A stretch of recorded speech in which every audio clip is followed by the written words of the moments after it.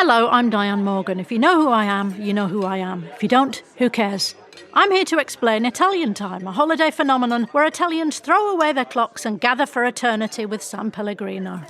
I've been at this party so long that I've eaten 5 courses, hugged someone's grandma twice, and been offered a job in the family restaurant.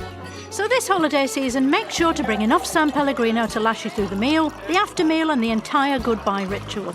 San Pellegrino, holiday on Italian Time. We review. All right, let's try that one more time. On this episode of Bantha Milk Podcast, we review the year 2025 in Star Wars. Yeah, so much to look back at. Still nothing on the big screen, though. Maybe next year? Maybe.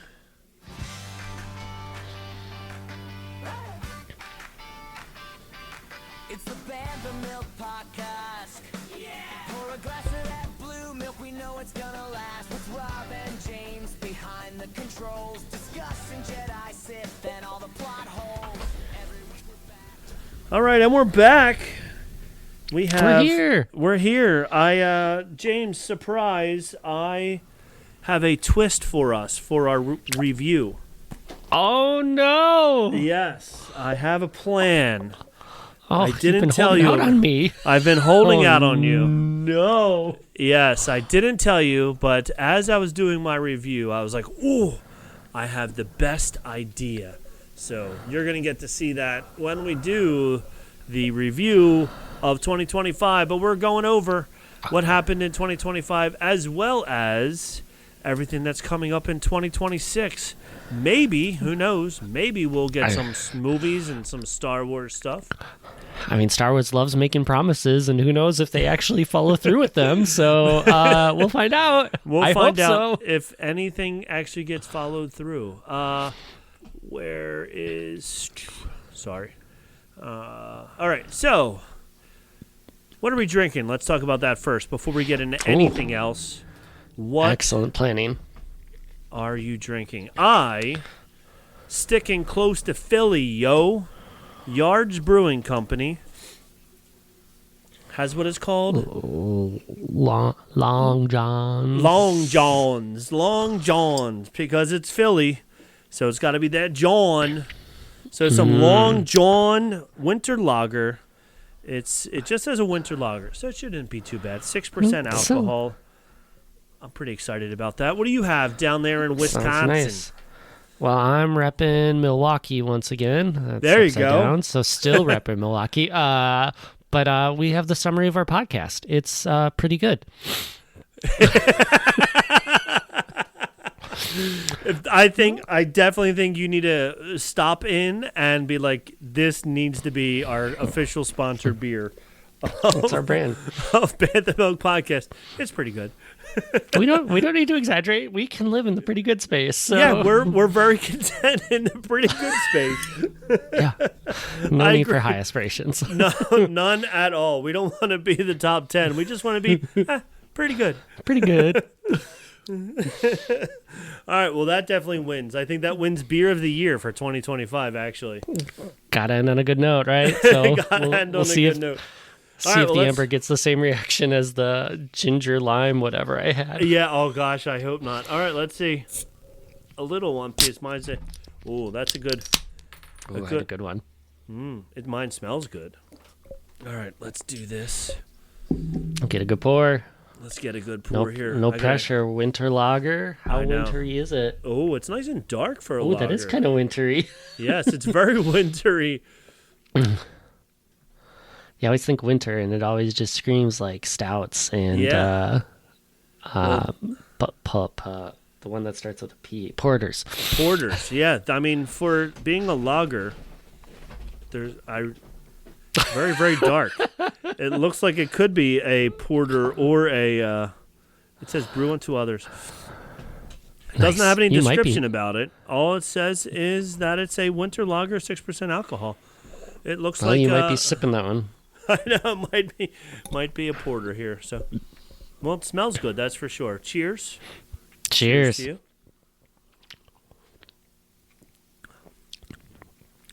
Definitely tastes like a stout. They tricked you. They did.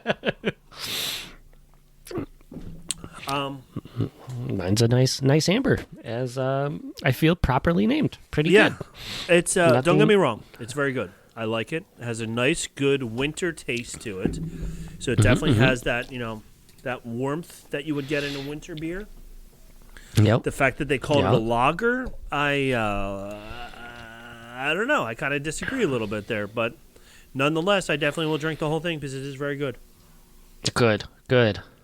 I don't know why it doesn't have. It's not very fizzy. I got it. I don't want to say it doesn't taste flat, but it definitely doesn't have as much carbonation in there as I expected. Carbonated, huh? Yeah. But that could go along with the fact that it's not a lager and either a porter or a stout. So it's such a liar of a beer. It is such a liar of a beer. All right. I did not find any news this week, not because I didn't want to, but just because our whole show is going to be all news, talking about everything that happened in 2025. So if you found something exciting that you definitely think is newsworthy, go ahead and let us know what you think news-wise. Before that, I'm sorry. Oh, yes. Save that thought. I completely forgot. I apologize to our network. But we got to review everything, and there is one other new, information thing that I do have to tell you about, because you don't know about this. I don't know. This I tradition. get to keep learning a whole bunch of things. You're learning a lot today. You sure are. All right, so first we have the other shows on the network. Of course, we have the Ears Up, the main show. Puny Pod. They just released. I saw it pop into my podcast catcher today. New episode. Buena Vista Boys, their review of Santa Claus was their Season 2 finale, so I don't know when they're coming back with Season 3, but if you want to learn as much as there is to learn about the Tim Allen Santa Claus movie, watch Buena Vista Boys or listen to Buena Vista Boys because they tell you everything there is to know about it. There is coming up the Fantasyland Draft League that RGH, big fan of the show and Ears Up shows and all those, is putting on. And they are back. The TSR boys are back. I'm very excited. They had 2 episodes that came out since our last episode, I think. So very excited for TSR coming back because that's always a fun show. They do a lot of good research as well as a lot of bantering and some weird talking going in there. But it's very fun, and it's always awesome. So I'm super happy that they're back. What you don't know about, James, is IV Roman numerals is 4. Yes, it is. Yes, We've been doing this for 4 years now. We've been a part of it. This is your first year, so I know you're very... Actually, you might have been... No, you weren't. Were you a guest last year for Star Wars Podcast Day? I was, yes. You were a guest last year. Yes, we had you and Tag on last year for a guest on Star Wars Podcast Day. But I remember because I ran and found my box of Star Wars Galaxies, and I was very excited you were to very talk excited about that. So, yes, Star Wars Podcast Day, Episode 4, the 4th generation of it, will be back on February 7th. That was the day that the very first Star Wars podcast came out many, many moons ago. And so my good buddy... he just sent me Daniel, my good buddy Daniel from Star Wars Pod Day, just released and just sent out starting today some Instagram updates and feeds and all that stuff about Star Wars Podcast Day 2026 is coming on February 7th. Last year we only had 60 participants, where all the past years were well above 100. Please be sure to share, because we were one of the 60 for all 4 years. We were very excited about it. It was a good time. So February 7th, James and I will do something very special for Star Wars Podcast Day on February 7th. But just letting you know that it's out there. All these Star Wars podcasts that he can get in touch with, I'll do some kind of little show all about it, honoring the very first podcast and all that good stuff. So that being said, let me do this. Because you do have some news. So let me see if I can find it quickly, because you know how I love music. Yep. Not DJ sound effect air horn, but this one, Star Wars news. Let's get some Star Wars news sound just for you, James. Oh, yes. Boom, some Star Wars news. What do you have? I did actually see some like memes and stuff, so let me see if I can find that while you're telling us what you found out. I only found one article. It's not news. I'm more in that opinion kind of world. Okay. Of like the entertainment thing. But there was an interesting article on Kotaku talking about, at least I think it was Kotaku. I might be remembering it wrong. Either way, it was comparing what the comics are doing for the sequel series to what Clone Wars and the other TV series did to the prequels. And I thought it was really interesting that they were trying to give credit to the comics for filling in the blank and trying to uplift these heroes and make everyone like more interested in it, because we haven't had like anything set in the sequel era. Yeah. There's no TV genuinely that's set in that universe. There's nothing supporting it other than like books and comics. And so I don't know if it's just everyone's trying to avoid it and forget it doesn't exist. But I'm like, this is really interesting that it's going to be the readers that are probably going to have more of an affinity for the sequel trilogy than just kind of your standard watchers of things. And it made me pause and think about it, because I haven't gotten too much of my reading in that section yet. So yeah, that is interesting, because as you're talking about it, I have read plenty of books that take place during the original trilogy, and a few like the Maul. Thrawn would be somewhere. I guess Thrawn is now after the original trilogy, or are they before? He's kind of before-ish. Both. Yeah, both.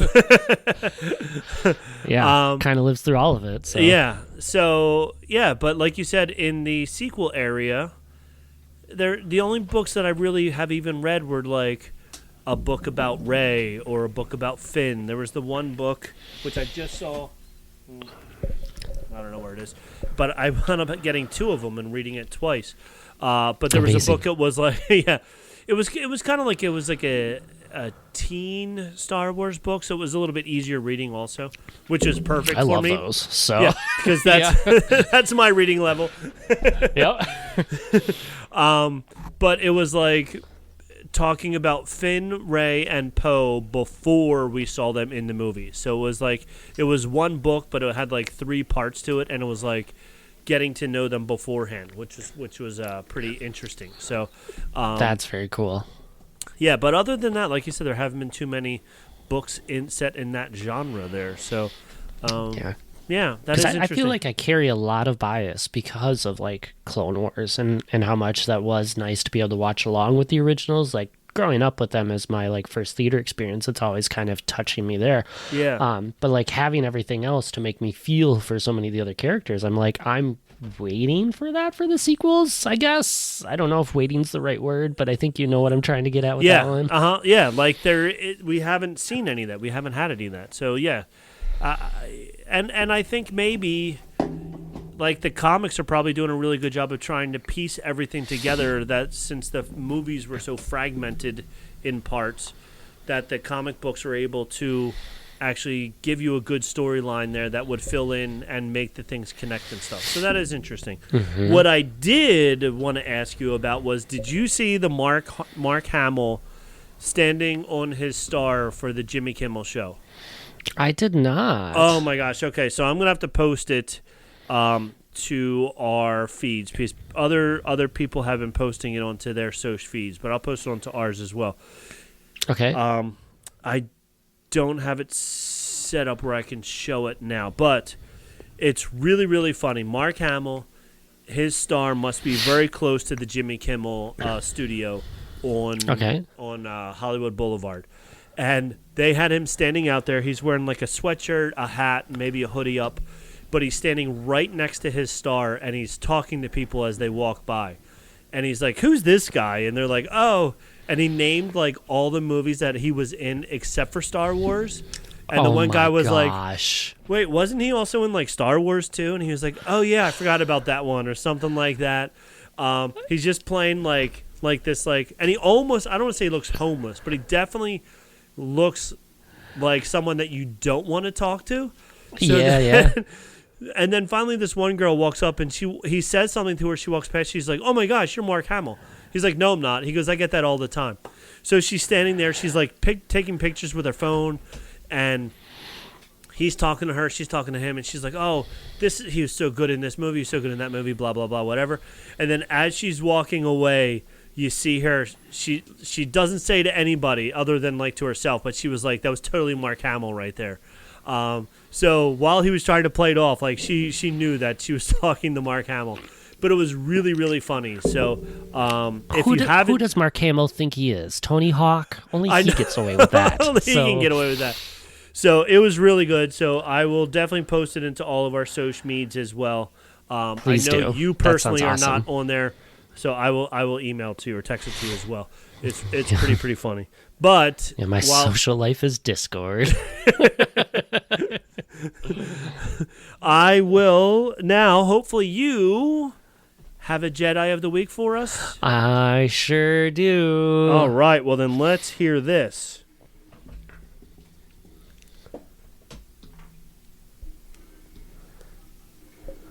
Oh, let's not hear this because nothing is playing. And it's such a bop. It's so tragic. What is the name of that beer? We're just okay. Pretty good. Pretty good. Are we downgrading ourselves now? We're just okay. This half, I'm downgrading this half to just okay. There it is. I'm the Jedi of the week. I've been running it like I've been Yoda for a minute. Putting on a clinic with my homie Obi-Wan Kenobi. Can you feel it? On the field like a real one. Yeah, I'm the one. Like my first name was Anakin. My force got a panicking.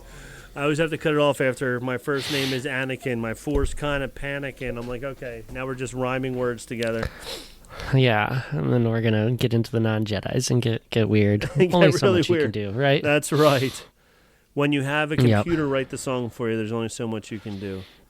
All right, so you have a Jedi for us, and I forget what letter we're up to. We're on our 10th letter. It's the letter J, arguably the best letter of the alphabet. So Jedi James over there. That's right. And we're going to go with probably the brainiest of all Jedi that exists inside of there, because you have to have this much brains to want to just spend all your time in the archives. It's Jocasta Nu. It's Jocasta Nu, chief librarian around the archives, minor figure in episode 2, but she's around there for that one. So she was all in charge of shaping the knowledge for every generation of Jedi, making sure that she had all the records and trying to keep the archives as complete as she could. So she was very traditional in the sense of wanting to keep the original guiding focus of the Jedi going with everything that it was. She definitely had that, aura around her of, stern librarian going with a lot of things. I don't know, confident, authoritative, maybe not quite that way, but it was just always interesting that she kind of just embraced that versus fighting some of the, living force and adaptation that kind of came for there. But, she shows up in the Clone Wars series a couple times. I know she's in some of the comics. I remember her in Marvel's Darth Vader. But yeah, she's probably over in a lot of other places. So not all Jedi have the power or use their power, the lightsaber, as their first choice, right? Some like knowledge and books. Yes. So when you were talking about the Jedi of the books, do you know, and this is could be for R, doesn't have to be, but who Jedi Riley Howell is? Have you heard of that one? I don't know. I don't think I've heard that one. So he is an actual person. He was an actual person. Howell was a lifelong Star Wars fan who died tackling a gunman at the University of North Carolina at Charlotte, an act in which police say prevented further loss of life. Lucasfilm found out that he was a huge Star Wars fan. They sent a letter to his family stating that his courage and selflessness brings out the Jedi in all of us. As a tribute, the Star Wars Story Group incorporated a character named Riley Howell, into the official canon reference book Star Wars The Rise of Skywalker, the Visual Dictionary. In the book, his character is described as a Jedi master and historian who collected many of the earliest accounts and confidants of the Force. This post-mortem honor was widely reported in the news and seen as a fitting tribute to a young man who lived by the principles of honesty, responsibility, and honoring others, much like the Jedi Code he admired. So I thought that's who you were going to be talking about. This was in 2019 he did this. So, I don't know if he's the only fan to ever be honored as a Jedi, but he definitely is a fan who is honored as a Jedi for his amazing actions. That is a very cool. So, when you brought up books, I was like, ooh, but this is a different Jedi of a Jedi library. Jedi. Yeah. We get 2 Jedi of the week this week. It's great. It is great. They're in relation to each other, but not, unfortunately, not the same. But that's awesome. Well, I'm glad yours is awesome as well. Sorry to steal all your thunder there, James. No, that's okay. Yours is a cool story that Jocasta Nu probably knows all about. She probably does. Yes, Jocasta Nu definitely knows all about Riley Howell. So before we get into our main thing tonight, which is a recap of 2025 and our expectations of 2026, we're going to go to a commercial break, and then we come back from the commercial break right into the song telling you what we're going to be doing next. I'm very excited for this. James's first time hearing this new song is going to be amazing. I think. Oh, it is. It's going to be Grammy award winning. All right, we'll be right back. This episode is brought to you by Espolón Tequila. Slow, sticky, snoozy. They call these the dog days of summer. But Espolón? They don't do boring. Welcome to the Marg Days. Espolón Tequila. 100% blue Weber agave, born to shake up your summer. Just add lime, agave, and a little attitude. Visit espolontequila.com. Espolón Tequila, 40% alcohol, volume 80 proof. Copyright 2025 Campari America, New York, New York. Drink responsibly.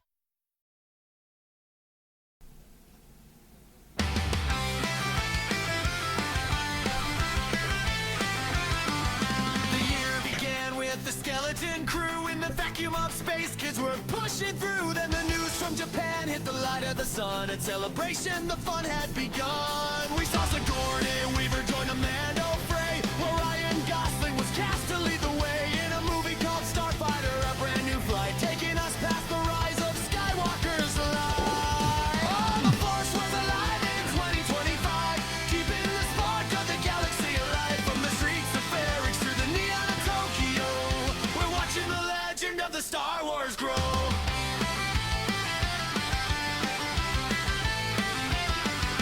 In April we saw the Bellion start. Andor season 2 really broke every heart. 12 episodes spanning years in the stripes, showing how Cassian gave up his life. We saw K2SO and Krennic return, watching the fire rebellion burn, while Visions Volume 3 gave us anime dreams, bursting with color and Kyber-like beams. Oh, the Force was alive in 2025, keeping the spark of the galaxy alive. From the streets of Ferrix to the neon of Tokyo, we're watching the legend of the Star Wars grow.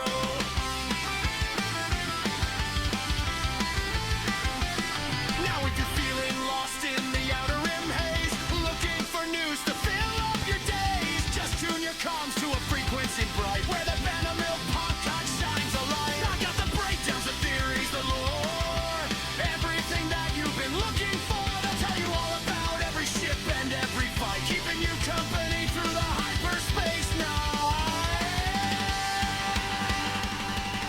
Ahsoka's next chapter began its first shoot, with Rory McCann taking Balin's dark route. Hayden came back as the Chosen One's ghost. At the anniversary panel, we cheered him the most. 20 years since the Sith had their climb, and the Force Awakens hit screens one more time. From the High Republic books to the Lego-built stars, we're healing the galaxy and all of its scars. So listen to the Bantha crew tell the tale through the thermal exhaust and the ion trail. In 2025, the stars stayed in sight until 26 brings the Mando's big fight.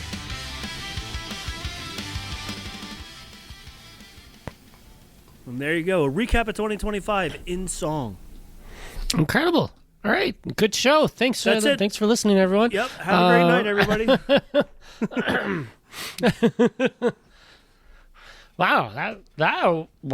Like, that had everything. Impressive. It had everything. So now the quiz and rhymes. Everything in rhyme, in rhythm, with rhyme. Okay, now go ahead. Tell me everything that was in there. Go. Let's in see. order. It started with Skeleton Crew, and the kids were Brew. There you go. You're close enough. Drew. So then we went to Japan. We went to Japan, and there was something else in there. Yeah, so that was fun. I think it was clap for Hayden. I think it was a fun punk rock song, a punk rock version of a Star Wars recap. So that's my jam. I am all on board. So yes, I agree. That was a lot of fun. All right, so here is what my idea is, and you are in for a shocker. I have a list. I just had to find it. Here we go. Nope, wrong. I have so many tabs. Now I sound like Jason. Okay, so I know you did research as well on 2025 and 2026. So here's what I was thinking. And if you have any on your list that are not on this list, we can talk about them as well. But I have a list of 14 things that happened in 2025. And knowing what these things are, and probably since you did research as well, knowing what some of them are to come up, I'm going to do to you what you did to me with the blind ranking. Love it. So there are 14 things. So you have to blind rank these from 1 to 14. What do you think this will fall in the list of these 14 things? How important do you think it is? And I have them. I think the list is pretty. I think it's pretty close to like January through December, but it could be in no particular order also. So I am ranking these on importance to the Star Wars universe, not how much I liked it or cared about it. However you want to rank it. I think I'm going to rank it how much I like it. Okay. So it'll be a personal ranking. That way there's personal rankings.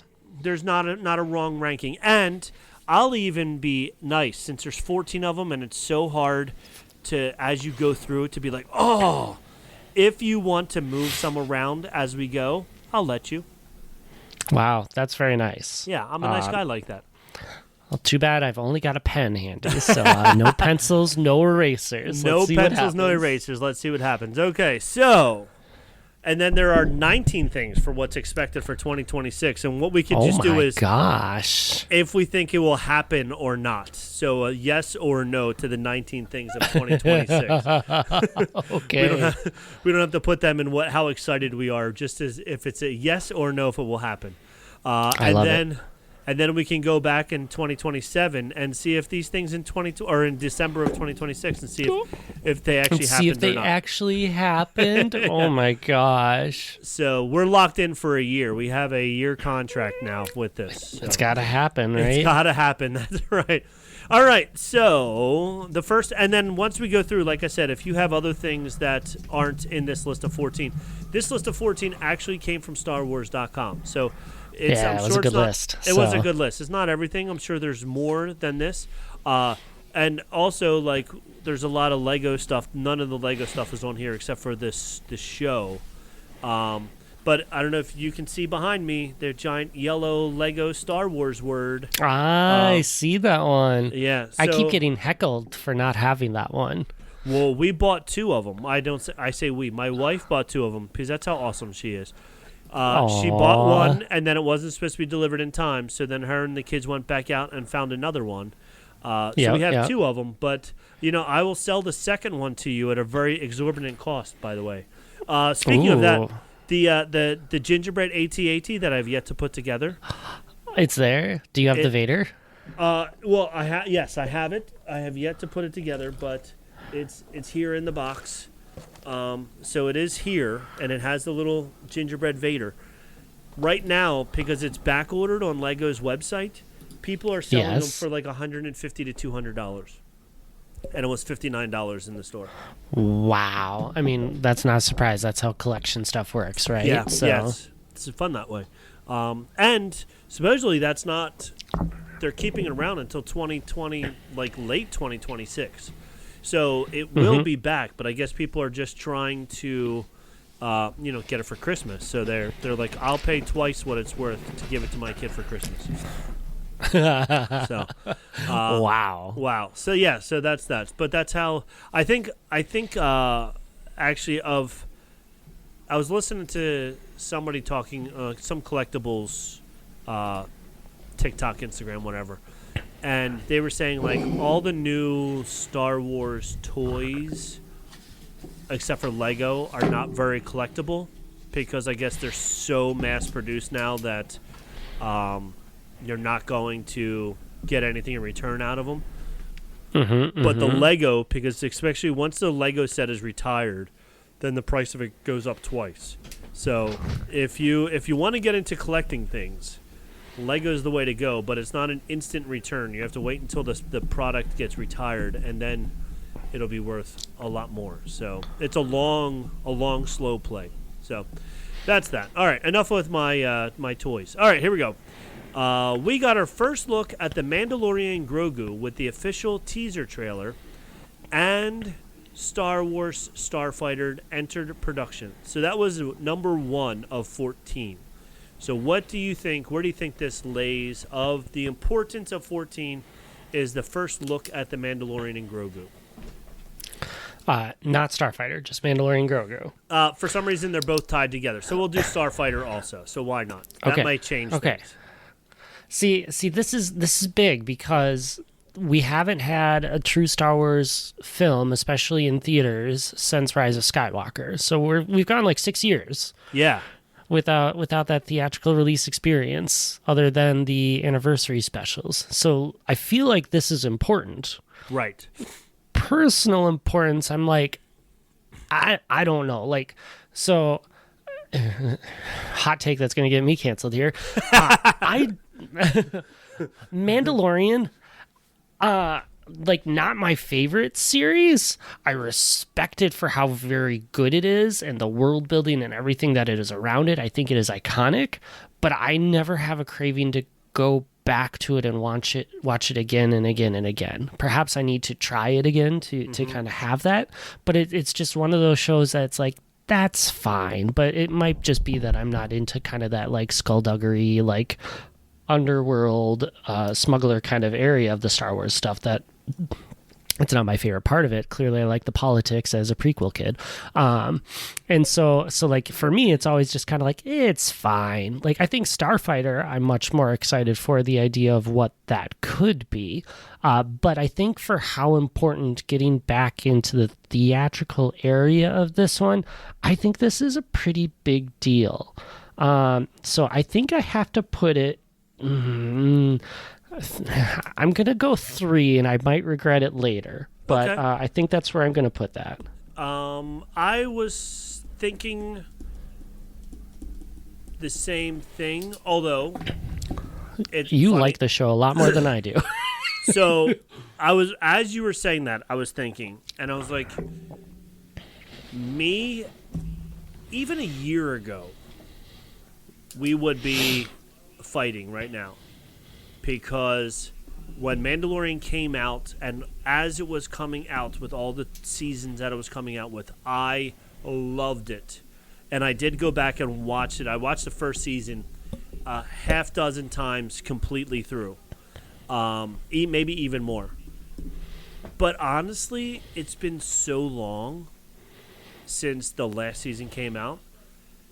I don't want to say I'm over the Mandalorian and Grogu. Oh. And, like, the trailer didn't really give us anything. I don't know if it gave us anything to really look forward to in a movie form. Like, it wasn't really telling us anything. It showed us a lot of really cool things. It showed us, a new Razor Crest with different paintings on the side. It showed us Grogu being funny and being cute.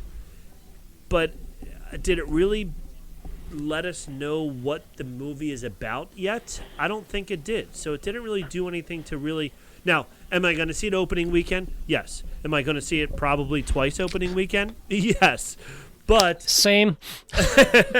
Same. But as of right now, this second, am I thinking I'm going to go upstairs and rewatch The Mandalorian? I'm thinking I want to go watch The Skeleton Crew first and then watch The Mandalorian. So I agree with you. I think I'm going to put it at 3 as well. Now, the Starfighter does look interesting, but once again, they really didn't tell us anything, and we really have no clue what it's about. So it will be interesting to see what that is about. And I hope it's a very good standalone movie, and I hope it's a standalone movie that can create sequels. Where, what's his name? Who's the kid in it? It's the kid from Stranger Things. No, I mean like the main name. star. The main star. Ryan Gosling? Thank you, Ryan Gosling. Yeah, my mind went blank. Yeah, like Ryan Gosling, I hope they don't do something where he can't come back into another episode and we maybe have a sequel, a trilogy of this Starfighter just because it's 3 different stories. It doesn't have to be here's a sequel. It just, the first one was good, so we did a second one, type of thing like that. Like that's Keep what the door I'm open looking for forward it. to. Yep. Yeah, exactly. So I think 3 is a good spot as well. I'm putting that in there as well. All right, number 2. Star Wars Revenge of the Sith celebrates 20 years. Now, I know this was your series. This was. And this is great piece of cinema. I was laughing because one of the articles I was reading over the last 2 weeks about Star Wars had like a fan poll intermittent, and it was, what's your favorite Star Wars movie? Okay. And it went Empire Strikes Back, Revenge of the Sith, Rogue One. And I'm like, that is a list I can respect. Yeah, I can. Yeah. I just wish that Revenge of the Sith had more Darth Vader. Yeah, leaving at the end. I was like, the end was okay, but I really wanted to see a bigger, darker turn, and it was a pretty good turn, but it definitely wasn't the worst of the 6-9 movies. So, all right, so 20 years old. It's now 20 years old. How important is that to you? Anniversaries in terms of like film and TV don't really mean much to me. And I say that because I don't feel like I need an excuse to watch most Star Wars content whenever I feel like it again. I like that it gives me a chance to watch it in the theater again if I want to. That is the one perk that moves it up a little higher for me in terms of list order where I'm guessing. But thinking about other things that might be on the list, it's just kind of like, it's there, and that's fine. It's like how I feel with next year is going to be 10 years since The Force Awakens. Like, cool. Great. Love it for you. Time has gone by, yeah. Thanks for bringing it back. Now, goes from there. In terms of importance, though, I think just the film itself and being 20 years old and starting to get, of more of age and removed from the time of it first coming out and the stigma, I think it gets a little bit of value as it keeps on going, but I don't want to put it too high compared to a few of the other things that I'm imagining out here. So I think I'm going to slate that down at let's say 10, and I'll see if I regret that later. Okay. I think I'm going to put it at 12, even lower. We'll see what happens. Yeah. That makes sense. My bias can show. So. Yes. Andor reminded us that we have friends everywhere. Oh, okay. So it's Andor. And this, probably going to keep my bias for what might be out there. This is going number 2 for me. Okay. I think this proved continuously of how good Star Wars stories can be serialized. And this did a good job of mixing in kind of that, like, the outlaw kind of thing that I kind of shy away from, but mixing it in with kind of the greater world around, having a bunch of compelling characters and just good storytelling of what Star Wars in a serialized version can be. And like this is like absolute peak right now for where Star Wars is in terms of content. And I think that they were able to wrap it up nicely, still give things in the world open to kind of go out there. It's just so iconically important of keeping this franchise in a positive spot in the world. I agree. I actually think, me personally, this was the biggest thing that I was looking forward to of 2025. Because the first two stories, the movie and then season 1, were so good that I couldn't wait for this. So I'm putting it at numero uno. I'm moving it all the way up to 1. Fully respect that. Yeah. Fully do. Yep. I also just want to let you know, I just realized that somehow I have a duplicate. So we only have 13 things, not 14 things. Okay. So if you want to move 10 around anywhere else, if you want to move it up a little bit, you can do that. If you want to leave it at 10, that's fine also. It's in pen. We'll stick with it and suffer the consequences. When I have to say BD1 is my favorite droid. No! All right. No. A nice Chewbacca roar there. Thank you. All right, so I'm going to say, next one, Star Wars Skeleton Crew brought the kids home and ushered Adam into the larger galaxy. I loved this series. I thought this was a very good series. So I have to... This was a show that I went back and I watched again, like 2 or 3 times during the week because I liked each episode so much. And as I was thinking of shows to watch, I said, I want to rewatch this. But what I wound up doing earlier today was I watched a different show because I realized I don't think I watched that whole thing. So I did that too, and we'll get to that also. So I'm going to put this pretty high as well. I think I'm putting this at 4 because I know what else is coming. Good. So I can guess, but I don't know for sure because I don't know what you have or right. not. So I know what I want to say for 2. So go ahead. 4 is a good spot. I'm going to go 5, and for a lot of the same reasons. I think this was another great example of what Star Wars can be. I thought it was cute. It was nostalgic with the right amount with Goonies and other things. The storytelling was really nice throughout the whole thing. It was just exaggerated enough to be interesting. But yeah, I really enjoyed the show. This was a good surprise show. And I wonder if that's part of the charm of some of these shows of like Andor starts, Skeleton Crew starts, and it's low bar because you don't know a whole lot. You don't know what you're getting into. But as like non-Star Wars stories with Star Wars lore tucked in, even Skeleton Crew having a Jedi be involved, unlike Andor really doing, like it still worked out really well. Yeah, I agree. So, yeah, both good spots. Star Wars Tales of the Underworld put the spotlight on 2 characters that thrive in the shadows. Star Wars Tales of the Underworld. Where do you put that from 1 through 13? I didn't watch this. Oh. I missed it when it came out, and I've just never gone back to it. I think you should. It was good. That is bad on me as a Star Wars fan, because I just never think about it in these moments. I know I should go back and watch it, just like I've started watching the Rebuild the Galaxy, so I can actually get into that one. So I at least have context on that one finally. But I think these are good, at least from what I watched of like Tales of the Jedi and Tales of the Empire. Mm-hmm. I like these short stories. It's kind of like when I talk about Visions. I like seeing glimpses into the world of Star Wars, and these are nice for like, here's this character that maybe didn't get a lot of screen time, but we have story ideas for and we'd like to tell them.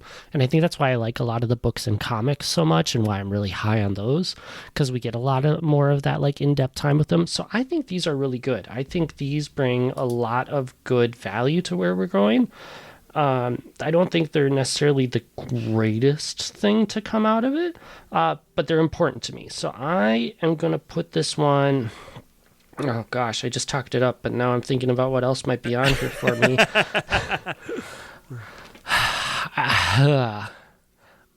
Gosh, I talked it up, and I'm going to put it at 9. Hey, I mean, it is good. I enjoyed it. I'm looking at it right now. There's only 6 episodes. They're all each roughly 15 minutes each. So Yep. 30 an hour. So hour and a half, you can watch the whole thing, all 6 episodes. It Oh, was good. fun. They were good characters, and it did have a good story development through the 6 episodes. So it's okay if you talk it up and put it at 9. If you want to put it somewhere else, you can. What do you think? Final I think decision. I'm happy with 9. Okay. Because I think it's a good testament of there were a lot of things I enjoyed that happened this year or things that have been teased that I'm looking forward to next year. So for me, good year. Okay. I'm going to put it maybe a little bit higher. I think I'm going to put it around 7. 7 for me. I did enjoy it. I enjoyed all of these like short story settings. I think they could have been done even like Lego Star Wars Rebuild the Galaxy, same thing, where they could have just done it in a 1 hour or hour and a half show instead of 6 15-minute episodes. Like, I'm not really sure the idea, what Disney or Lucasfilm, Lucas Arts, Lucas whatever, what the purpose is for doing short movies, unless it's a ADD TikTok thing where people can't sit for an hour and a half. So if they break it down into 15-minute segments, more people will watch it. I'm not sure which. But I liked it. I thought it was good. I thought it was a good story. I like the characters in it, and I would like to see more of those characters as well. So I put it at 7. I like it. All right. This one's a little vague. Oh, no. I take it back because it gets better at the end. Lucasfilm Animation observed its 20th anniversary and announced Star Wars Maul Shadow Lord coming in 2026. So the second half of that I find much more intriguing than the first half. Is it the fact that it's 20 years old? Super proud of you. You made it to 20. Good job. Just like Revenge of the Sith. Hooray. Yeah, hooray. You started 20 years ago. But the Maul story, that looks... And I don't even think they really have given us anything yet other than just like a lot of close-ups of Maul and just his devious talking and everything. I'm like, yes. So I think because I love Maul so much that I'm very excited for this. So I'm going to put this above Tales of the Underworld. I'm going to put this around 6 because I have only a few spots in between there to fill, and I want to make sure that this gets a high ranking because I'm pretty excited for this. Even though it didn't happen in 2025, but letting us know that it's coming is very exciting. Yep. All right. Come here. I was hoping you would have this on the list. This is my number 1. Oh! This is my Star Wars excitement right now. I have carried so much anger at my fellow Star Wars fans after Solo for all the hate it got because that story had such a good cliffhanger that just like TV shows, sometimes you just have to get through the first season and then it gets good. But no, we decided first season too bad, never want to see it again, and we're taking out our hate because of what we didn't like about the sequel trilogy was going to be, and so we killed off such a good story. Yep. We stopped our opportunity to see more Maul and everything that was coming around that crime syndicate Maul, and I've been so angry about that for so many years that when this got announced, I'm like, finally, I will take it in animated form. I don't care. Yeah. I want this story. This has had me hyped for all things Star Wars. If this gets pushed back, this will be my number 1 again next year. I don't care. I will wait. I am patient. I want this. This is what I am looking forward to. This is my number 1. Awesome. Well, I am very happy for you that you found your number 1. And that this is it, because this is a very good number 1, I will say. Thank you for letting me have my soapbox. Yes. No, I loved Maul and the fact that he was slighted in the movie so much with, only having 6 lines and this and that and getting cut in half, and then suddenly he's reborn. And he was so much better in the animated version where we got to learn so much more about him. He was awesome. When I heard this, I too was very excited. But unfortunately, I only put it at 6 because I know what I want to fill in at 2, 2 and 5. But it's still very, very exciting stuff. So I'm very excited for it. What really helps win me over too is just how much Sam Witwer loves Star Wars. Like he's involved in everything. He knows everything. Like he cares so much, and it's hard not to buy in with that too. And so he was even Instagram posting just pictures of his horns months ago, like even in January or maybe even last year. Yeah. And just like, I'm trying something out here, like all these like little, he kept throwing these little teasers out there all over the place. So it was pretty interesting, and just the fact that he cared that much really made me happy. All right, the next one was one that we both have talked about already, and I watched it today as I was actually building. Nope, I was building. I'm building a little mini gonk droid. Cute. Because I made a large one for my classroom. And so now I want to make a little one that goes on my desk. So I was working on gluing together my little mini gonk droid today. And as I was doing that, I was watching because I realized either I watched it once as I was going to bed and then never turned it back on again or whatever the case was. But I remembered I didn't really pay very close attention to Star Wars Rebuild the Galaxies Season 2, Pieces of the Past assembled a charming new story.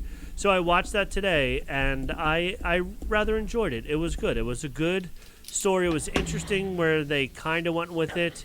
They kind of, jumped through a lot of the timelines of different things. And I realized we never talked about it on the show. So maybe next episode, after you watch it and I watch it, we can give a full rundown of what happened on that episode, on that series. Because it was a good little, I think it was 6 episodes as well. Good little series there, so it was fun. And Jedi Bob is awesome as always. Where does Lego Star Wars Rebuild the Galaxy fall on your list? This is going to fall at number 8 for me, is my guess. Okay. I think this is cute to imagine what the Star Wars world is. I think they do a great job, like making it a kids show, but still interesting for us adults. I love that they lean into the memes, like Darth Jar Jar is a thing, and what's not to love about just saying like, yeah, this is funny. Let's just make it funny and make it something that could be real. So I think it's a cool series. It doesn't pretend to be anything it's not. It is just bluntly itself in its own kind of world, and I think we need things like that. Yeah, I agree because it also brings us a lot of fun things like the Black Millennium Falcon. That's the word I'm looking for. So it brought us the Black Millennium Falcon with another variant of the color of Darth Vader. He was white in this because he was a good guy instead of a bad guy. That's right. Yeah. And my favorite character, Mandalorian, or no, I take that back. Lando Morian. Reverse that. They gave us Lando Morian, which was Lando Calrissian, in a Mandalorian costume, and he was awesome. He was so great in it. So you definitely have to, if you didn't watch it, it is definitely fun for what it is. And they don't, like you said, they don't try to be something that they're not. They're fun, they're good, and that's that. So I'm putting it at 5 because of my love for Lego and the fact that it definitely gave us one, possibly even 2 or 3 different Lego sets because of the variations of them in there. And I think they'll keep bringing more out as they keep on doing more releases because it's easy. Yeah, so it's easy. It's different and it's easy. Yeah. All right. Yep. Next up, which I think you will definitely rank higher than me. Star Wars Visions returns with 6 new episodes. As soon as you said I'll rank it higher, I'm like, I know exactly what's coming. Yep. So I'll let you say wherever you're going to put it in, then I'll tell you that I'm putting it at like 10. Yep, that sounds about right. I still love Visions. I think it's great that we get Star Wars and other art forms. It's nice that we have 9 episodes from 8 studios, and I think it's cool that one of them is branching out to be its own like series that's coming from it. So it's proof that they've seen the analytics, that something can work out of this, and they want to like dig into it more. And I think that's really important for a lot of things.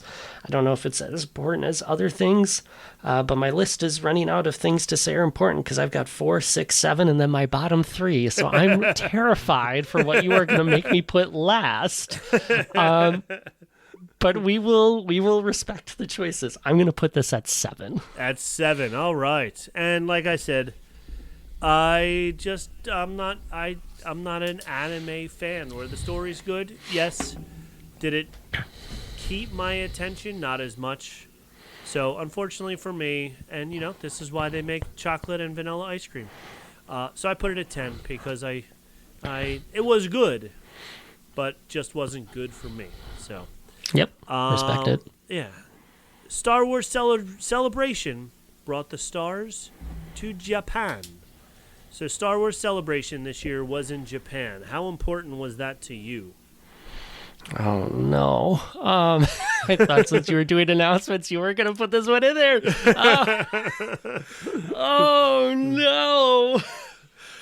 Oh, no, because I know I have two things, if not 3, that I want to put higher than that. This was so important, though. Ugh. Oh, can I tank one of those other ones that might come up? No, I have to do this one. Oh, I have to put it at 11. This is not properly reflective of my true feelings, but that's how the game works. That's how it works. I think this whole celebration experience was great. They have a ton of announcements. Now, this could be proper if nothing comes true or a few things come true out of Celebration, but like the nice moments that they had at Celebration when they were announcing things, when Hayden Christensen was there and everything, like those are the things that we want from these conventions. Like that's what it's supposed to be. That's what we're supposed to have. Obviously, I've not been to Japan and wasn't there for it, so I didn't get that full experience. It's on my list at some point to go to both Star Wars Celebration and Japan, so like those will happen. But I think keeping these conventions and announcements and bringing people to the fans is really important to do. Probably more important than celebrating a 20th anniversary, but here we are. Guess not. This is where you put it. I told you, pen. I'm stuck with it. You're stuck with the pen, and I was going to let you move things around, but you said no. So you were nice, and I was nice. Yeah. All right. Well, it's funny because I forgot about all the neat things, and I just remembered all the things that disappointed me when they made so many announcements that then got like in development or status unknown at this point. And I'm just like, what's the point of these things if 70% of the stuff that they talk about then winds up never getting made? It's like you get me all excited and then you go, we changed our mind. So, I didn't say to you, but I did say it on one of the Around the Degenerate tables that I read a whole article from somebody who said that the Disney Plus format is drastically going to be changing in the future, starting with 2025 into 2026. That Andor will probably be the last live action Star Wars big budget series that we ever get, because Disney and all the streamers are putting so much money into creation, but then they're not getting that return with the millions of people who buy the services. It's not balancing out for them the cost of the shows, so they're going to start doing a lot of more low budget shows. And animation is obviously a lot cheaper to do than live action stuff, and So we're probably never going to see a live action Star Wars at the big budget that we saw before. I hope we get something on a medium budget, because I don't know if we need a movie budget for every episode of Star Wars. Like, think of how many great TV shows there are that aren't on the same budget that Andor was. Just TV shows in general, like Yeah. like so if they could work out a way to have a good drama like the New York City police, all those CSIs, and there's 1,000 different CSI, Miami, this, that, whatever. They're not at the same budget as Andor. So if Disney can figure out a way to do a good television show, Star Wars, not at that high budget, that'll be better.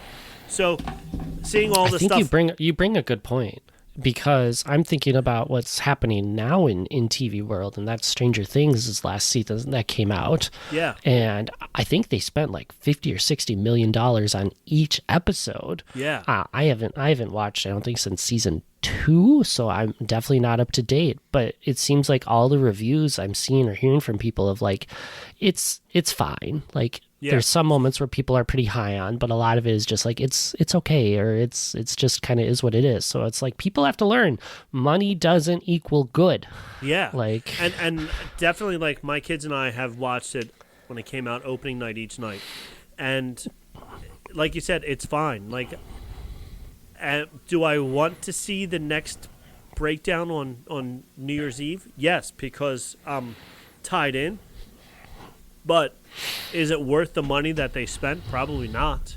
And, like, it's all about writing. If the writing is good, it doesn't matter if it's on $1,000 budget or if it's on a $50 million budget. If the writing is good, you're going to watch it. And this season of writing isn't as good as it was in the past. And I also think, for me personally, it's also hard to watch these kids that are now 5 years older than they were. They're all adults at this point. They all look like adults at this point, and they're all playing juniors in high school. And I'm like, this isn't Beverly Hills 90210 when they're supposed to just be beautiful children. Like, yeah. They just look like they're college and not high school age kids. So, yep. So for me, Celebration is I have 2, 8, 11 left. I think I'm gonna put it. I'll put it at 8. I'll put it because, like you said, the good things that you were talking about were fun, but they were all overshadowed for me by all the things empty promises that we got. So I just have to remember all the good things. You're making me feel better about 11 very quickly, just so you know. So I appreciate that. So. See, you're the optimist. You just remember all the fun things, and I'm the pessimist. It's true. I'm the East Coaster that nothing ever goes right for us. So I'm like, I love Star Wars, but, so that's, yes. All right. This is the one that I wrote down twice. So you only have to answer this one time. Okay, so I have to rank it twice. Got it. You have to rank it twice. The galaxy of gaming continues to expand. So they basically put all of the new Star Wars games together into one lump sum. How important is Star Wars gaming to you? And Olivia just joined us in the chat, and I know how important it is to her. So I'm Absolutely. sure she would rank this in the top 13. This would definitely be probably 2 or 3 for her because she loves gaming so much. So Star Wars gaming is important to me. I've just started dabbling in Star Wars Outlaws, but I've become distracted by Pokemon ZA. And so that's kind of how it happens. So I enjoy the Star Wars games. I am so happy for things like FOTAR coming back. I don't remember what it stands for, but FOTAR instead of the KOTOR era, because I love the Old Republic era, and I'm excited to see that get more limelight, but that's like 5 years away. Yes. And everything else is just like, it's fine, and I'll believe it when I see it, which is such a different take than my mall can show up whenever kind of deal. I get that. It is. Two very ends of the spectrum for this one. But gaming for me in terms of like my love for Star Wars just helps me enjoy it when I play the games, but it's never like I need to have that.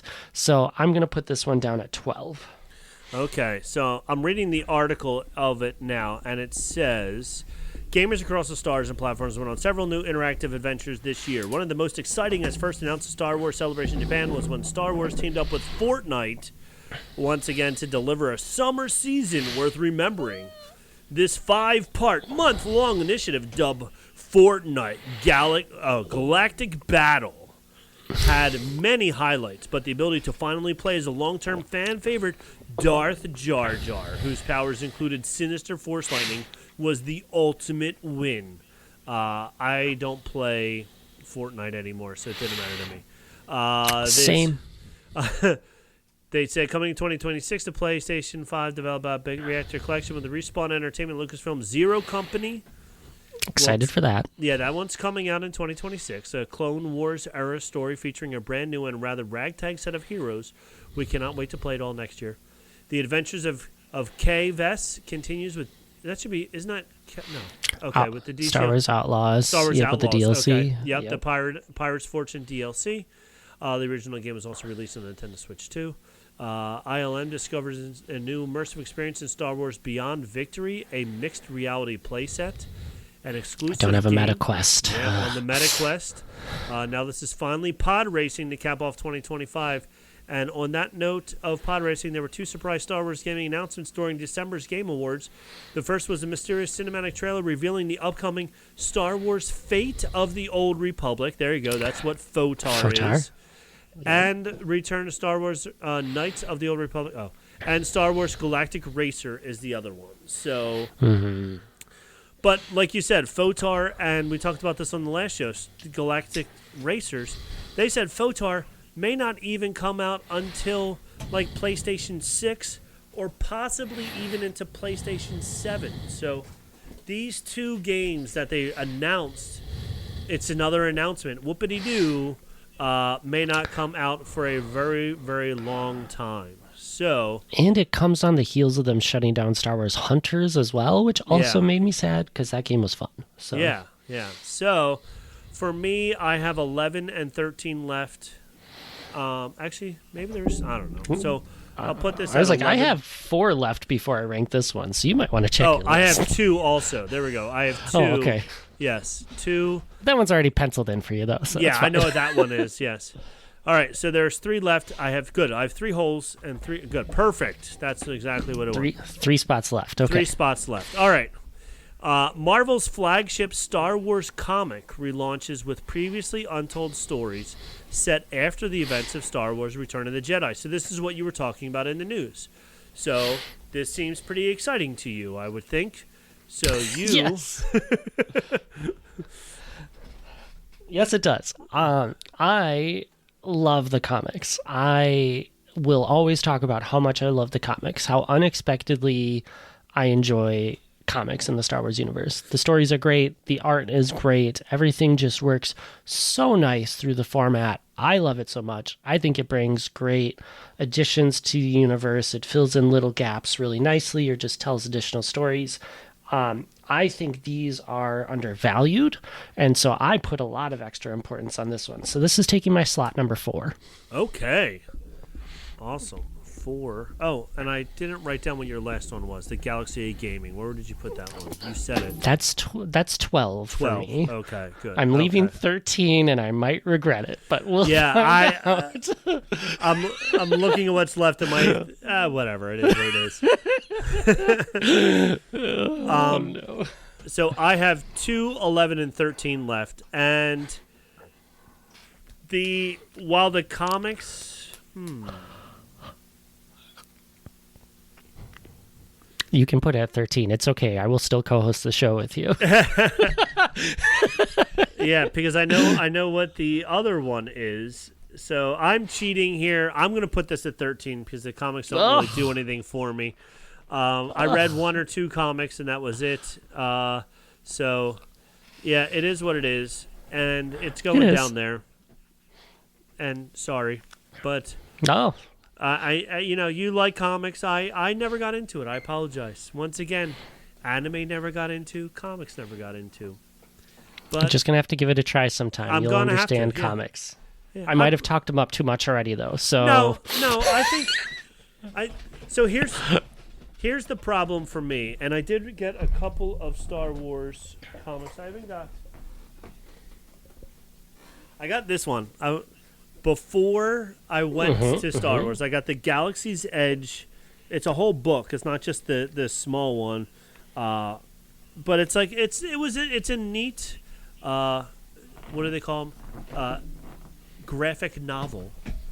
So it was a neat graphic novel all about Galaxy's Edge. This is the way that they kind of said, that Galaxy's Edge is a real place. They did it by introducing it in this comic.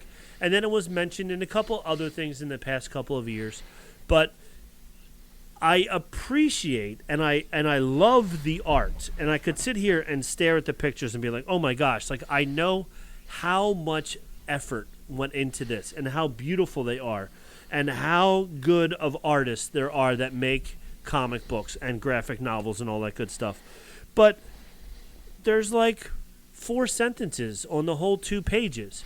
So while they're beautiful to look at, I read the words and I go, okay, moving on. Okay, yep, oh yeah, oh, okay. And then they're such a fast read if you just read them quickly.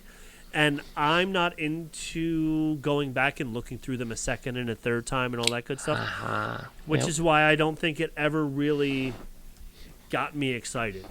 That's do appreciate them for what they are, and I think they're amazing, and I would love to talk to an artist who does it and all that good stuff, but, whatever. It's just, they're fun reads, but then I just put them down too quickly. So I think that's where my problem is.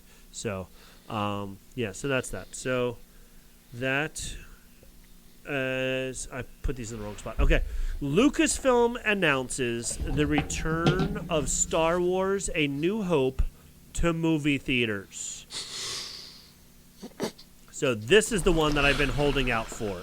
You, on the other hand... No! Yeah, you're in trouble because... I knew this was coming. I put this at 2 because it didn't happen. It was the announcement. So that's why it's below Andor for me. Andor is 1 because it happened. The announcement. If this, in fact, is the original, which is what they are rumored saying, the no McClunky scene, the no extra CGI scenes, the original 1976 version all over again, this will be amazing because George Lucas has said this version does not exist after he did the anniversary special, he called it. That became the new official Star Wars A New Hope movie. So if they go back to the original non-CGI version, this is going to be amazing. Now, where does it fit? Okay. So, Meta, I was banking on you having Ahsoka Season 2 announcement and something with one of the book series coming as the last one. I did not expect you to put Episode 4 in here. Oh, no. Because... Okay, so it's that big question of like, if it is that original, like you're saying, this is important because this is acknowledging what the history was and what it looks like and the ugly emperor and all those other pieces that come with it, right? Yes. And like that's acknowledging like where Star Wars originated and why people fell in love with it the first time. But it's still just a re-release at the end, still kind of in some ways. But this is a re-release of something you can't find unless you own the DVD. I think I have to respect it for what it's doing for the legacy, even though it's just another anniversary thing, but because of what it could be. If it's not the original, this deserves 13. Yes, I agree, because I don't want the McClunky version. But I am going to embrace the optimist that you have dubbed me, and I will put this at 6 and apologize to Ahsoka for going 13 if you've done that to me. Well, luckily for you, I did not go Ahsoka at all. Ahsoka was not in here at all. Oh, sweet relief. Yes. So you do not have to be bashing Ahsoka at 13. I was going to be ready to debate and just do it like Greedo shot first, and that was important. And that So what is the last one is the anniversary that you spoke about earlier. The Force Awakens marks 10 years old. So perfect. That is perfect for 13. I was confused. I missed a number. So this, unfortunately, is going... 11 for you? No, I had 11. I did the gaming. I put at 11. Okay. This is going up to 9. Stop. 9. I somehow missed... You had the cheat sheet. I had the cheat sheet and everything, and somehow this is at 9. That definitely is not worthy of a 9.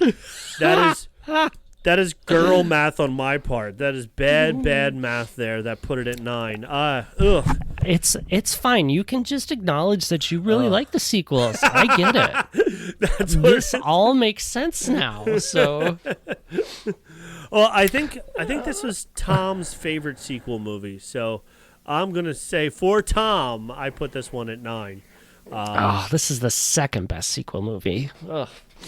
But anywho, whatever. It fell where it fell. I did some bad girl math there, and it happens. And it happens. And I wanted to put it at 13, but then I was like, I had 12 and 11 already taken. I was like, what's go? So yeah, so whatever. It is what it is. But that one's boring. I'm excited for hopefully the return of Star Wars: A New Hope to movie theaters. I will definitely, if it's the original version, see it multiple times as well. So. That is what happened in 2025. You have other things you spoke about. Ahsoka, for example. Was it season 2 that we had this year? I didn't even realize. Season 2. Yeah. So we had some Ahsoka season 2. What else did you find for us in 2025 that I missed out on? So I think at this point they've wrapped up all the new High Republic publishing. Okay, which yes. I feel like they've done so quietly after the Acolyte went down so poorly. Yeah. That it just kind of stopped and just wasn't a thing anymore. And I understand, but I also think like we need to talk about this more, but without like a TV show or a movie. Yeah. It's not going to get out to the crowd, and so it's just not really going to be much of a thing. Yeah, the books were good. I read a couple of them. I didn't read all of them. I read some of them, and I enjoyed them. They're good. It's a shame that the movie, the series, was so bad. So I also, after I did the StarWars.com one, I asked AI everything that happened in Star Wars in 2025, and here's what it said. So let's see how much they got right and how much they got wrong. Oh, nice. In 2025, the Star Wars franchise set around to return a fan favorite, Andor Season 2. We got that. That is good. Rogue One. Oh, is it a direct prequel to Rogue One? Okay. Skeleton Crew. Skeleton Crew. Yep. That is true. That is good. Star Wars Visions Volume 3 was released in 2025. Also, The Young Jedi Adventures, which we didn't talk about, but... I think you said, did you watch them, or did you? Somebody maybe Nick watched them. I've watched a bunch of them. I enjoy them. I think they're cute. You can cute. See Nubs on my shelf behind me. I think they're lovely. Yeah, I think they're lovely. a great kids show. They do exactly what they're supposed to do. So yeah, exactly. They introduce little kids to Star Wars in a very cute, fun way, and everybody has a lightsaber practically, so it's fun. The Young Jedi Adventures, we just at Maul Shadow Lord, good. Star Wars Celebration Japan, 20th anniversary of Revenge of the Sith. Sean Levy film titled Star Wars Starfighter. That was the preview. Okay. Video games, they talk about the Outlaws. They talk about Jedi Power Battles Remastered. This classic action game was re-released on modern consoles on January 23rd, 2025. Jedi Power Battles Remastered. Did you ever play that game? It sounds familiar, but I can't say with confidence I did. Okay. New comic eras. Marvel Comics launched. And the High Republic. Excited to see those back. This multi-year publishing initiative reaches a conclusion in 2025 with the final installment of Phase 3. So they didn't talk about Ahsoka either. Nobody talked about Ahsoka in 2025. Yeah. Interesting. Ahsoka 1 came out, was it 2023? They were filming this year. So I think the expectation was we'd have a preview that it would come out next year. So I think that's where my brain was thinking, because I remember them wrapping filming and going from there. But they didn't talk about it at Celebrations, I don't think. And so maybe my brain is just willing it to happen, but it didn't. So I feel a lot better about that. Yes, but there we go. Who knows? Because that has a lot of questions.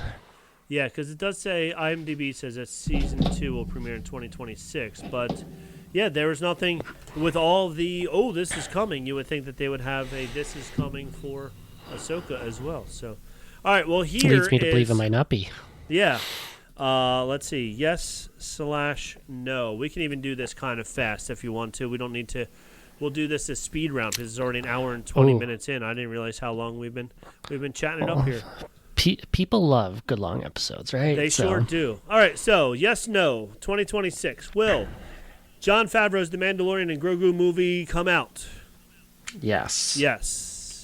All right, I think so as well. They've got the date committed. They are there. It's got to happen. Okay, Maul Shadow especially Lord. with tie-ins. So yes. Oh my gosh, yes, they already have tie-ins to it. All right, Maul Shadow Lord. Will that come out in 2026? It better. All right. I'm willing it as a yes. Okay, yes and yes. Star Wars Visions presents The Ninth Jedi. Will we see that? I'm going to say no. I'm going to say that one gets delayed. Okay, you say no. I'm going to say yes, but probably like October. Very late. Okay. Star Wars Starfighter. It has a date, May 28th. Oh, that's so stupid. Mandalorian and Grogu is May 22nd, and then Starfighter is May 28th. Starfighter is 2027. 2027. You are correct. I can't read. Okay, so will that come out? Not in 2026. Not in 2026. I'm pretty sure they wrapped filming on that one too, if I remember right. Yeah. But I might just be dreaming that one up too. So I gotta assume that one will hit its date in 2027. All right. So yes and yes. All right. Star Wars Ahsoka Season 2. Will we see Ahsoka Season 2 in 2026? I'm gonna say no. I'm gonna say yes because they spent all the money so far and they want to have something. I think it's going to probably be December. So, yes. All right, now. Ooh, interesting. All the rest of these are in development or status unknown. So this will be a lot more fun now. Okay. Taika Waititi, Star Wars movie. Doesn't even have a name yet. Oh, my gosh. I don't think that one happens. Yeah, I don't think so either. I think that one has already been shut down. Yep. James Mangold's Dawn of the Jedi movie. I think that one will happen, but I think in a while. Okay, so you're saying like 2027 probably. Like or 2030. 2030. You're going to forget all about it. You'll be like, I knew it! Yeah, exactly. So I'm going to say... So many of these are just like hit or misses. I'm going to say no. it's full shot in the dark. Yeah, it's full shot in the dark. I'm saying no. Dave Filoni's Mandoverse New Republic movie. I think he will make that one happen. I think he's got the full support of Jon Favreau to really push that one forward at some point. Not in 2026, to be clear. Yeah. But I think that one will come through. I think that one will come through as well. Who knows when, but I think yes. Charmin Obidai Chinoy's New Jedi Order movie. Oh, gosh. Because is this the one that is bringing Rey back for things? Let me see. Am I remembering that one right? Let me try and do a Google search here. Let's see what it says. Star Wars titled Jedi, the New Jedi Order movie is actively in development at Lucasfilm, focusing on Daisy Ridley's Rey Star Wars, building a new Jedi Order 15 years after the Rise of Skywalker. So yes, that is what it is. Okay, so yeah, I think this one's gonna happen, and I think it's gonna be because Daisy Ridley is gonna will this to be out there. Like she's already doing interviews and talking to people about how this is gonna be worth the wait, and it's gonna be such a good thing. And if you're willing to put your star out there, or you're not like stopping your star from saying it, I think it's gonna happen at some point. Yeah, I think it's going to happen as well because Daisy Ridley is already talking it up, and since she wants it to happen, I think it's going to happen. So yes, not in 2026, but at some point, yes. All right, Simon Kinberg, Star Wars trilogy. So I want this one to happen. Because, like, I feel like he did a pretty good job in the X-Men arc that he did of a lot of those. And I think he can make some really interesting stuff to go with it to make it happen. And I'm guessing he's willing to throw some of his own production budget behind it. I worry that another Star Wars trilogy is putting a lot of pressure on something. Yeah. And I think you brought up the right point of do a movie, leave some things open that you can continue it, but still close it, and that's the way to go. So committing to a trilogy is hard for me. Yeah. I am going to keep my optimism, though, and say this will happen. Okay. I also think that they might allow the first movie to happen, and then, like you said, and like we were talking about earlier, hope that it can get more. But there's like 3 or 4 different trilogy ideas on this list. So it's a lot of movies. I'm going to say yes to one and then take it from there. I don't know if they're going to sign on to a whole trilogy, but I think they'll sign on to one with like a kind of like what's unfortunately happening with the new the movie that's out now with the blue people, the Avatar, yeah, that the third one is just like everybody's just like whatever. Yep. So Carlton and Nick Curse's Star Wars series. What is this? I haven't heard. I was like, I don't think I've heard anything about this one. No, so I haven't heard anything about this either. So let me see what this is popping up on the old Google scope here. Carlton Loss, marking their first official project together. Details are scarce, but it's a live-action series in early development, expanding the Star Wars universe beyond extending stories, with Kurtz bringing his proven TV show running experience to the galaxy far, far away.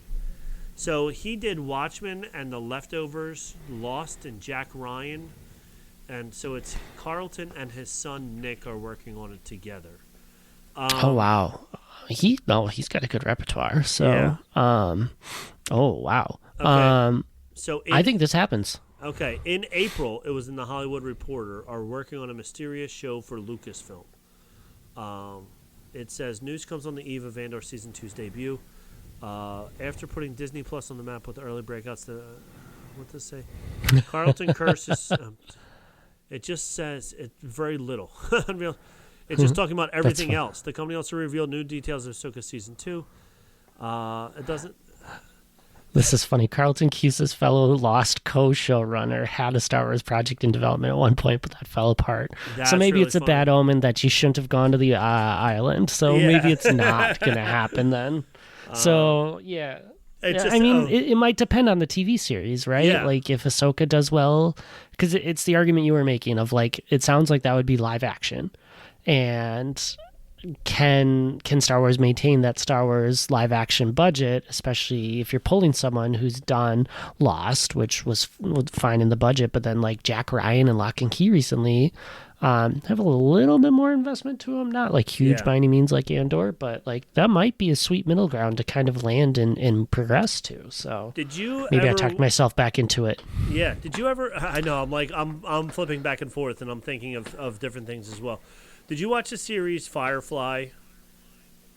I watched the first 2 episodes, and then got distracted by other TV. But it is on my list of shows to go back to. So it was a science fiction TV show, and you could tell that it didn't have the budget that our traditional Star Wars shows so far have had. Mm-hmm. It was good, and the writing was very good. Let's put it that way. I enjoyed it a lot. I enjoyed the writing a lot, but you could definitely tell that it was a much lower budget show because the science fiction stuff in it were just like four-wheelers painted gray with like extra plastic around it type of things. Yep. It wasn't like they spent millions of dollars building complete one-off pieces for the show. They just manipulated existing things to look more science fiction-y. And then you think about Lost. Lost was a very good science fiction show, but it was also based in kind of in a weird reality type thing. So they didn't really need to go too far into the science fiction scope. So I would like this, knowing that this guy wrote Lost and was a showrunner on good television shows, that I feel he would know how to put together a good TV show. I would want a budget that would be higher than whatever the Firefly budget would be, but it doesn't have to be all the way up to the budget that we've had. And I think there's somewhere in the middle there that you could make a very good Star Wars TV series out of it. So, that being said, I think I'm willing this into existence and hoping that this does happen. I just closed the tab. There we go. Hoping that this does happen because he seems to be a pretty good showrunner / producer. So, I'm going to say yes, that I hope it happens at some point in time. All right. Now we're up to the ones that are listed under status unknown. Oh, gosh. Star Wars Rogue Squadron, the movie. Oh, my gosh. We've been talking about this for years. I know. So I wanted this movie to happen when it first came out. I wanted this is the one with the pilots. What was his name? The guy from Kim's Convenience was the one pilot. Yeah, because he was in the Mando stuff. Because this was supposed to be the Cara Dune spinoff. Right. So Paul Sun Hoyen, I don't know how to say his last name. Paul Sun Hoyen Lee. So he was the pilot that when then they tried to, I guess they recruited Cara Dune or something like that, and whatever. But I wanted this series since The Mandalorian. I wanted this series. So I wish this series would be happening, but I feel like it's been squashed 2 times already. I don't see this one happening. I don't think it will. I think they had just ideas. I think they've moved on. I think Star Wars Starfighter is probably eating up any of the good ideas that they had with it, and so it's just not happening. Yeah. The Mandalorian Season 4 / Book of Boba Fett Season 2, status unknown. I mean... Well, Mando 4 is definitely not happening. Yeah, Mando 4 is definitely not happening. So... I mean, unless they're leaving that open for future, but... But why go... Why? And I even think, like, Pedro Pascal has said something like that The Mandalorian is done after this movie type of thing.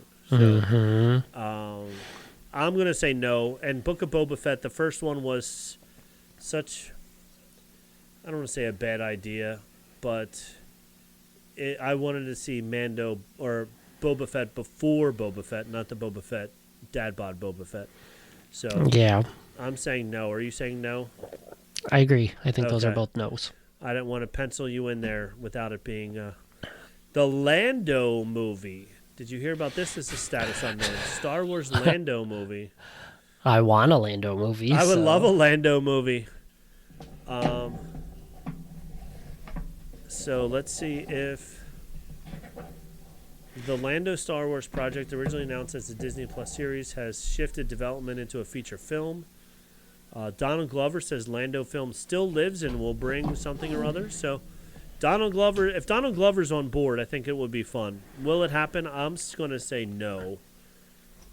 Yeah, I still wish that we could have had the Calrissian Chronicles idea of Billy D. Williams sharing the story and then Donald Glover acting it out in the time frame and having it be over exaggerated as Lando would have told it. It would have been amazing. It would have been so good. So much swashbuckling, so much like in every Star Wars movie or cartoon especially, there's that one guy who's jumping off a cliff and landing on the back of a spaceship as it takes off. Every episode would have that in it somehow. Lando swinging onto some... Oh, my God, it would be so good. But, yeah, that would have been a lot of fun. But I'm saying no, that we're not going to get it. I don't think so either. All right, Star Wars Rangers of the New Republic TV series. I think this was the other one that I was thinking of. Rogue Squadron and then Rangers. They were both like... This is the one we were thinking of. Yeah, and then they must have tried to then turn it into Rogue Squadron. I don't know, but this is under the last 5 are under the category of presumed canceled. So this one's just not happening. This one's not happening, not at all. The next one, and when it's listed as untitled, you know it's going to be canceled. But untitled J.D. Diller, Matt Owens movie. Yeah, that's presumed canceled, not happening. Couldn't tell you anything about it, so I'm just going to go with, if it's presumed canceled, probably canceled. Ryan Johnson's Star Wars trilogy. He deserves it, but it's not going to happen. Nope. Kevin Feige's Star Wars movie. Oh, gosh. I forgot that was a possibility out there. I don't think that one happens. Yeah, this one says specifically that it is canceled. Oh, okay, great. And then this one also says canceled. David Benoff and D.B. Weiss's Star Wars movie. So that one's, I'm going to put down a no for that as well because it already says canceled. Bye-bye. All right, so that's the last of those lists of things that are supposed to be coming, but probably won't because it's Star Wars. So why would Yep. So, all right, on that note, I think we did a phenomenal job tonight of predicting and going through what happened in the past. Even though I do too. I put what did I put at 11 that shouldn't have been there? The Force Awakens at 9. Awakens, yep. Very important that the Force Awakens turn 10 is very, very important. Yeah. But I do have to laugh clicking on a website of trying to find some of these movies and stuff that the aptly named Empire Magazine did name Andor as the best TV series of the year. There you go. So Empire a name Magazine. You can trust. Yes, because I'm sure on the cover of it is a Millennium Falcon too. So definitely, yeah. So Empire Magazine agrees with your list. Good for you. Good for me, Empire Magazine. I got you. So, all right. Well, on that, I think we're good for tonight. That was a wonderful night. We had a lot of fun. Hopefully, in 2 weeks from now, when you hear from us again, neither of us will be sick. No more runny noses. Lots of clear skies, clear sinuses, and lots to talk about for 2026, including stuff that came out in 2025 that we forgot to watch. Absolutely. So... Good stuff. Have a happy new year, y'all. Have a happy new year, everybody. And from all of us here at Bantha Milk Podcast, we have spoken. We have spoken.